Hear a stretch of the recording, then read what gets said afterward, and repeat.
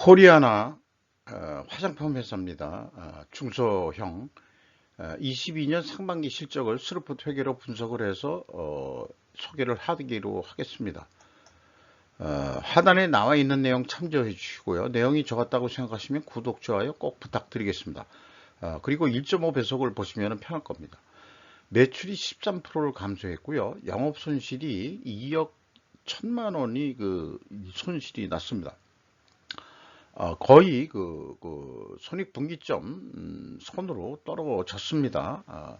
손실이긴 하지만요. 그렇게 평가를 할 수 있겠습니다.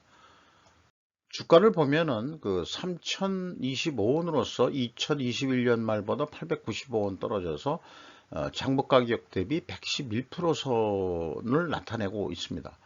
5% 이상 주주명을 보면은 유학수시가 6.84%, 그리고 유학수시 포함 특수관계인까지 다 포함하면은 7인척 내지는 이제 패밀리들 다 합치면은 15.1%가 되는데, 자기 주식이 930만 주로서 30.3%입니다. 그러니까 요 특수관계인까지 포함해서 하면은 한 45% 지분을 가지고 있으니까 경영권 방어에는 크게 문제가 없을 거라고 생각이 됩니다.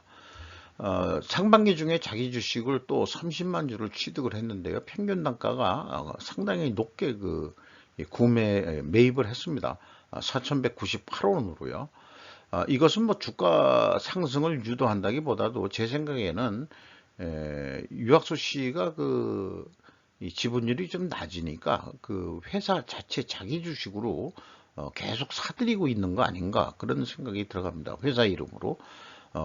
그래서 그게 한 13억 원어치 가까이 자기 주식을 취득을 했습니다. 스루풋 손익에서 매출은 334억 원이 달성이 돼서 전년 동기보다 13%가 하락을 했고요. 매출 재료비는, 매출에 비례하는 매출 재료비는 10.1% 하락했으니까 상대적으로 판매 가격이 하락이 됐다라고 생각할 수 있습니다. 그러니까 원재료 가격이 더 상승을 했을 것이다. 판매 가격이 하락을 했든지, 아니면 상대적으로 이 판매 가격이 원재료 상승률보다는 더 내려갔든지, 이렇게 추정을 할 수가 있는 거죠. 거기에 또 화장품에서는 특히 아모레도 그렇고 이제 LG 생활건강 할 때도 그렇습니다. 판매 수수료를 매출에 비례하는 그런 판매량에 대한 인센티브가 지급되는 거기 때문에 이거를 또 변동비로 인식을 합니다. 이거는 17.7%가 감소를 했습니다. 요거는 이익의 증가에 좀 기여를 하겠죠. 그래서 스루풋은 13.4% 하락하는 것으로 됐습니다. 스루풋율은 0.3%뿐이 결론적으로는 하락을 했습니다. 작게 하락을 한 편이죠. 그리고 이제 운영비용도 9%를 또 감소를 시켰습니다. 이게 스루풋율만큼 운영비용도 한 13.4% 정도 줄이면은 이제 이익이 좀 유지될 수 있는데, 그렇게 못하니까 운영비용을 더 못 줄이니까 생산성은 0.99로서 2억 1천만 원이 영업 손실로 나타납니다. 그런데 이제 원가 회계는 1억 원의 영업이익으로 결산이 됩니다. 그래서 차이가 3억 1,200만 원 차이가 납니다. 그러니까 이제 스루풋 회계상으로는 원가 회계보다 3억 1,200만 원이 적은 수치가 되겠습니다. 이것은 역시 가공비 배부 재고자산이 증가했기 때문입니다. 재고자산 내용을 보면은 여기에 분석에 필요한 재고자산 명세와 비성분 데이터를 코리아나는 모두 문자 속성으로 공시를 해가지고 저와 같은 정보 이용자가 무슨 분석을 해 보려고 그러면은 그래서 제가 100만 단위로 하면 그래도 좀 나니까 이걸 다 일일이 입력을 한 거죠. 입력을 했는데, 이걸 하면서 이제 입에서 무슨 소리가 나오냐 그러면 FXXX 소리가 나옵니다. 제가 왜 늘 이렇게 하는지 모르겠어요. 기업 공개를 해 놓고서도 정보 이용이 쉽지 않게 문자로 해가지고 이게 그 증감액을 계산할 수가 없거든요. 그러니까 숫자로 다시 다 입력을 해야 된다는 얘기입니다. WCAI가 8억 4,600만 원 증가를 했습니다. 전체 재고는 18억 원이 증가를 했고요. 그래서 오늘도 내일도 계속 주장할 거지만은 이 재고 흐름으로 공시를 해야 된다. 이 말씀을 드리고 또 내부 회계 관리 제도를 이거로 구축을 해야 된다. 저는 그렇게 비즈니스를 만약에 한다 그러면은 이렇게 용역을 좀 바꿔서 점검을 할 수 있지 않겠느냐. 저는 그렇게 생각을 합니다.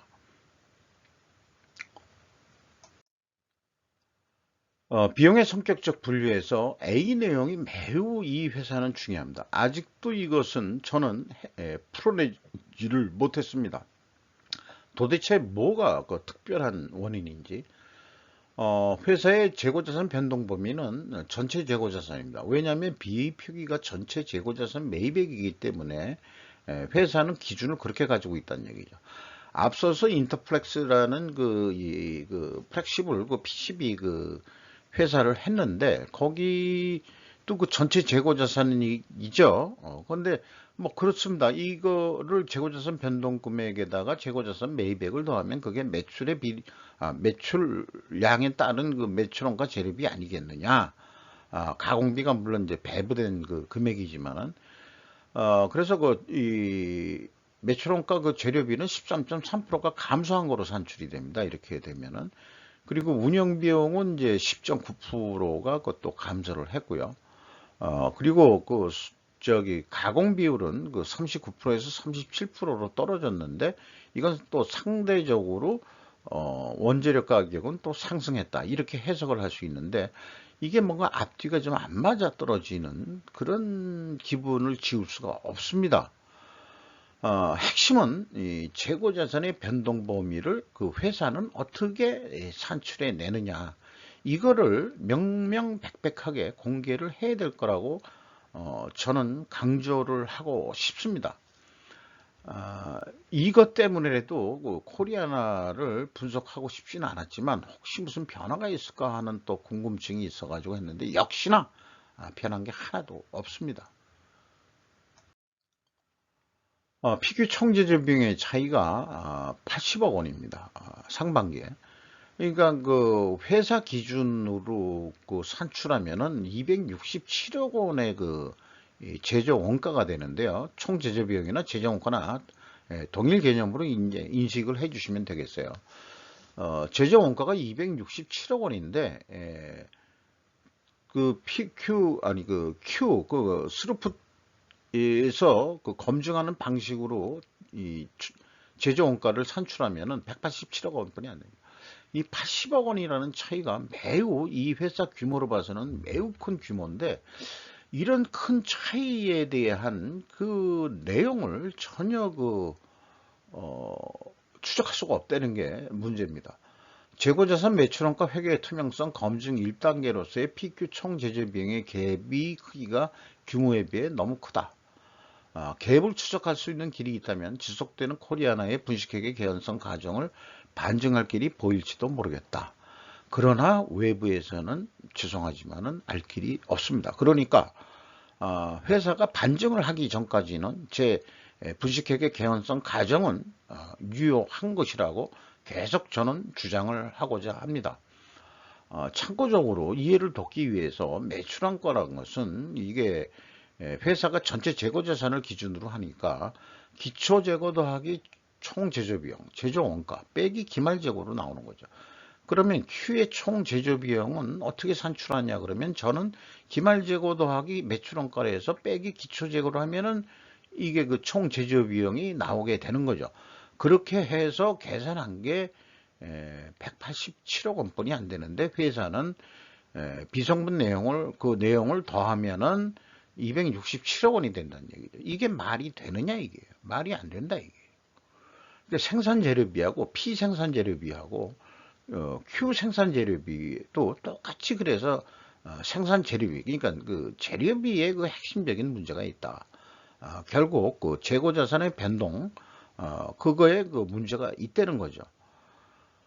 피총 제조 비용은 비성분 재고 자산의 매입 더하기 가공비로 계산할 수밖에 없습니다.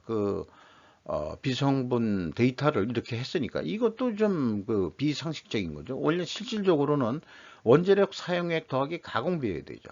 때문에 다시 한번 강조하지만은 그 재고 자산의 그 명세 공개는 다음과 같은 재고 자산 흐름으로 그 공개를 해줘야 회계 투명성을 추적을 할 수가 있고 또 입증이 가능하다고 할 것입니다. 그래서 원재료뿐만 아니라 매입액 사용액을 모두 공개해야만 할 것입니다.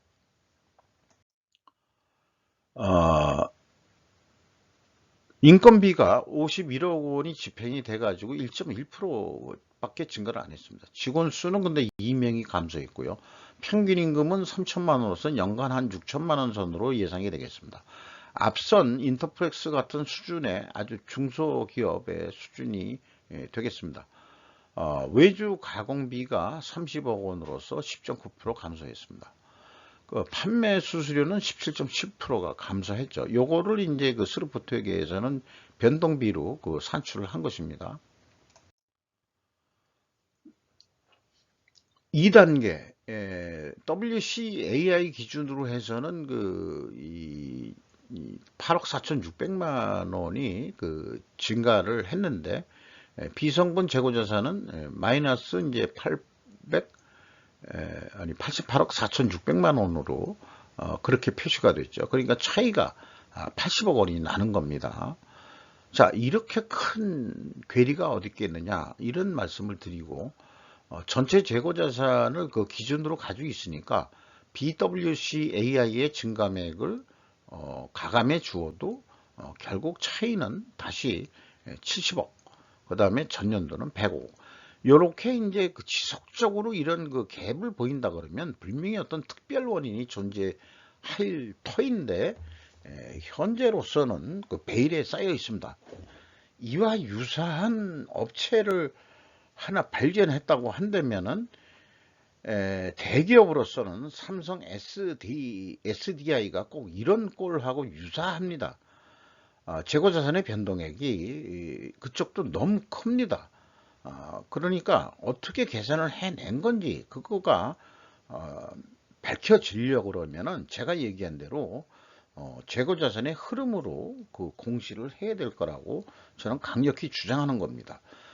이런 거에 제가 아주 편집증적으로 매달리는 것은 이런 재고자산의 회계 투명성이 선행되지 않고는 전제되지 않고서는 모든 경영평가지표는 무용지물이고 의미가 없다.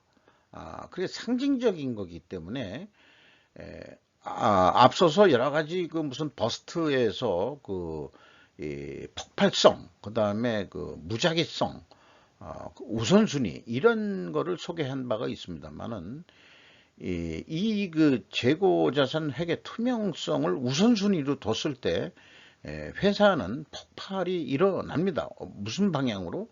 투명한 방향으로 폭발이 일어날 것이다 이런 얘기입니다. 제 얘기는 3단계 전체적으로 재고자산 평가 손실 및 폐기 손실을 차감하면은 일치합니다. 요 일은 단지 단수 차이가 되겠습니다.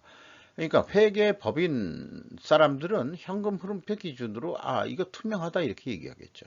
근데 저처럼 이렇게 분석해 내는 사람이 한국에서는 아마 제가 최초일 겁니다. 자, 더 투명하게 좀 밝혀라 하는 얘기가 제 얘기입니다.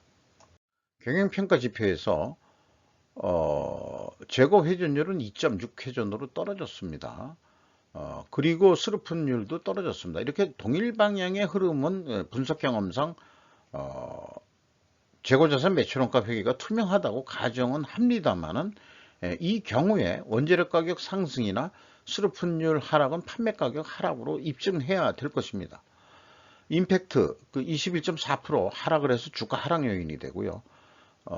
수금 속도 빨라졌고 그 다음에 매입 채보 지급 속도는 늦어졌습니다. 그래서 전년도 지수로 본다 그러면은 대금 지급 속도 지수로 본다 그러면 1.17 수준이었는데 이게 0.9로 떨어졌습니다. 이것은 자금 사정이 그만큼 안 좋아졌다. 그걸 한번 나중에 확인을 해 보도록 하죠. 그래서 회사는 나름대로 그 원재료 가격 추이에 대해서 공시했는데 하나도 변한 게 없어요.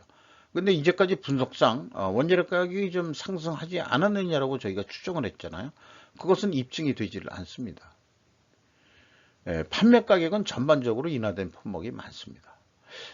그러니까 이것도 이제 추정에 의해서는 맞는 것 같은데 또 그 가격이 이런 경우 그 진크림이라는 것은 이제 크게 그 가격이 인상이 또 됐습니다. 근데 이게 또 가격 폭의 그 변동률이 너무 심하죠. 이게 그 한 2년 전에 가격이 74,000원으로 떨어졌다가 다시 10만 원대로 그렇게 올라온다? 이제 이게 무슨 사건이냐. 진크림이란 게 이제 그 뭘 가지고 만드는 건지 모르겠지만은 진이 들어가니까는 무슨 인삼하고 관계가 있는 건지 그 인삼 가격에 따라서 왔다리 갔다리 하는 건지 모르겠습니다만은 여기 그 비크림 팩트라는 것은 6.2% 상승했지만은 전반적으로는 하락한 게 많고 요 밑에 진크림은 또 크게 한 30% 정도 상승을 했습니다. 그래서 확실하게 그 투명성 가정이 백데이터로서 입증할 수 없다 이렇게 말씀드릴 수 있겠어요.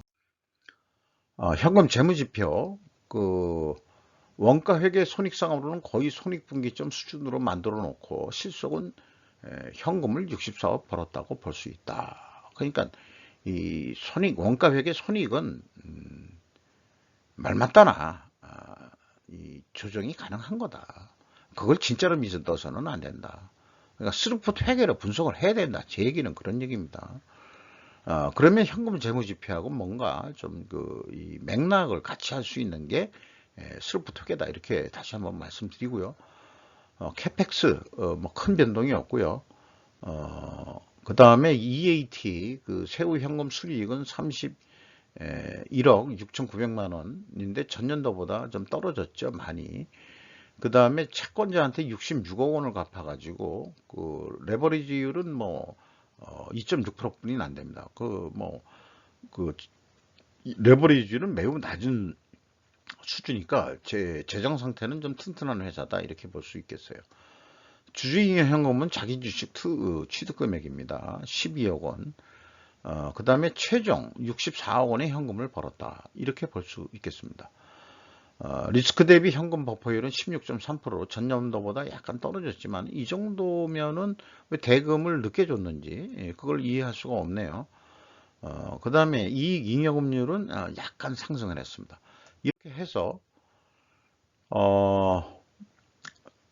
2022년 말 매출액을 예측을 해보는데 매출원가 갭과 총제재 비용의 갭은 동치이며 큰 차이로 인해 예상 매출은 150%가 증가해 버립니다. 그러니까 다른 기업도 요거 매출 예측 알고리즘이 있는데 그게 그냥 단순 2배 하는 게 아니고 요 밑에 재정 원가의 그 목표를 세우고서 산출해 내는 거죠. 그런데 이 그 실적의 그 매출원가하고 그 다음에 제가 계산한 매출원가하고 80억의 차이가 나니까 이것 때문에 이게 과연 예측이 맞아떨어질 거냐면 이게 엉터리 예측이 될 수밖에 없다 하는 점을 또 강조해서 말씀드릴 수 있을 것 같아요. 재고는 15% 증가한다는 거로 봐가지고 그 매출원가가 이렇게 나오고 그 다음에 이거를 목표로 했을 때 524억 원. 그래서 524억 원, 그 다음에 판매관리비 등 해서 다 영업 목표이익 더하면은 836억 원. 그러니까 단순 2배 정도로 예측하는데 이거는 그걸 뛰어넘은 거죠. 150%. 그러니까 이런 그 갭이 이런 엉뚱한 그 부정확한 예측을 할 수밖에 없게 나오게 됩니다. 이게 이 회사의 문제점이란 것을 계획을 통할 때도 뭔가 합리적이지 못한 그런 방향으로 나타난다는 것이겠죠. 그래서 그 계획을 그렇게 해가지고 뭐 나쁜 거래라고 가정을 하면은 84,615원짜리 견적을 내면 한 9,500원 남는 거로 돼 있는데, 깎여가지고 83,000원으로 계약이 됐다. 그래도 그 8,975원 뭐 그렇게 많이 깎이지 않고 해서 그대로 이제 더 목표를 더 안 세우고 재고만 15% 증가해도 이익이 증가하니까 요거로 끝내자. 이렇게 될지 모른다는 얘기죠. 83,000원입니다. 그런데 스루프루스로 와가지고 그 적자가 났을 때는 손익분기점 함수로 계산을 해봐야 돼요. 그러면은 그 매출이 6,900억 원, 693억 원을 해야 됩니다. 그래서 그 단순 2배가 아니고 한 107% 정도 해야 되는 거로 되어 있죠. 그래가지고 견적 가격을 68,330원에 내는 거로 수급분율 변동 없고 그 다음에 이렇게 했을 때 재료비도 뭐 그냥 다 그대로 두고 한다면은 이렇게 제한을 할 수밖에 없는 거거든요. 그러면은 이렇게 제한을 했으면은 그 68,000원에 계약을 할 수밖에 없습니다. 자, 원가 회계는 83,000원이었어요. 근데 68,000원, 여기서도 이제 엉뚱한 갭이 생겨버립니다. 근본적으로 그 회계가 불투명하니까 이런 계획도 스루풋이 더 합리적인 계획이라고 제가 믿고 있는데 아마 이게 정상일 거라고 저는 생각을 해요. 단지 이렇게 계약이 돼서 조금이라도 좀 이익을 남기자 그러면은 이 화장품 회사로서 재고 회전율을 6회전까지 좀 해보자. 이게 달성이 만약에 된다 그러면은 13.2%나 이 재고 회전율을 상승시켜야 되는 거거든요. 그래서 그렇게 해야만 이 860억 원. 아까 이 원가 회계 최종 목표는 830억 원이었는데 860억 정도는 해더라도 남는 거는 86억 원이는 되지 않을 거다. 이런 말씀을 드리면서 마치도록 하겠습니다.